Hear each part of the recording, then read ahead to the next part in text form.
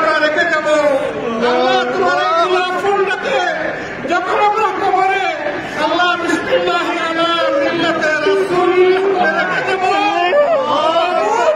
তোমার কবরকে গোলাপের মতো তুমি সহনশীল করে দিও, তুমি মায়াবী করে দিও, মায়ায় যতনে রাখে আল্লাহ।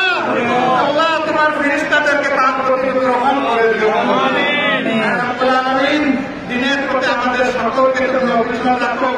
আল্লাহ তার কবরটাকে তুমি জান্নাতের টুকরো বানাই দিও।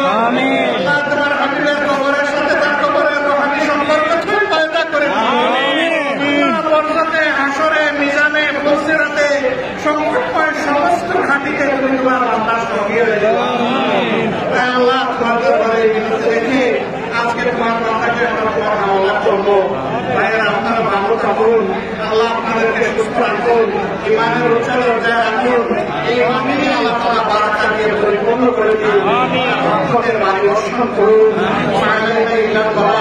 আসসালামু আলাইকুম ওয়া রাহমাতুল্লাহি ওয়া বারাকাতুহু।